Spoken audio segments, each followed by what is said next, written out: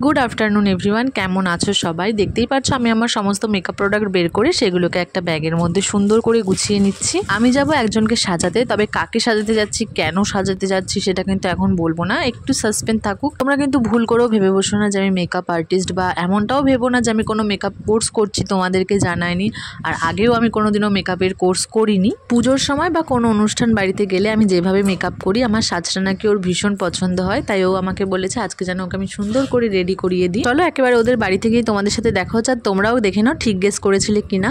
আসার পর তো দিয়ে দিল চা, সাথে বিস্কিট, আর এখানে আমি আমার সমস্ত মেকআপ প্রোডাক্ট বের করে নিয়েছি, সাথে ওরও কিছু মেকআপ প্রোডাক্ট ছিল। ফার্স্টে ওর ফেসে একটা প্রাইমার লাগিয়ে নিচ্ছি। এর আগে মুখটাকে ক্লিন করার পর আমি ওকে বলেছিলাম বরফ রাব করতে, দেন টোনার ময়শ্চারাইজার লাগিয়ে এখন প্রাইমার দিচ্ছি। ওকে দেখেই নিশ্চয়ই বুঝতেই পারছো যে আমি কাকে মেকআপ করে দিচ্ছি। ননদ বৌদির কাছে ডিমান্ড করেছে, দেখা যাক ওকে কতটা সুন্দর করে সাজাতে পারি। এখানে আমার আই মেকআপ কমপ্লিট হয়েছে, ওকে ফুল রেডি করে তোমাদেরকে দেখাচ্ছি, সাথে দেখো। এখানে আমার মেকআপ পুরো ডান। ও যাবে একটা রিসেপশন পার্টিতে, তাই একটু পার্টি লুক দেওয়ার চেষ্টা করেছি, জানি না কতটা পেরেছি। তবে হ্যাঁ, সাজটা যে ওর পছন্দ হয়েছে এটাই আমার কাছে অনেক। তোমরা কিন্তু অবশ্যই কমেন্টে জানিও আমার এই ছোট্ট প্রচেষ্টা তোমাদের কেমন লাগলো। আজকের এই ছোট্ট ব্লগটা তাহলে এখানে এন্ড করছি। তোমাদের সাথে দেখা হচ্ছে আরও একটা নতুন ব্লগে, ততক্ষণের জন্য গুড নাইট।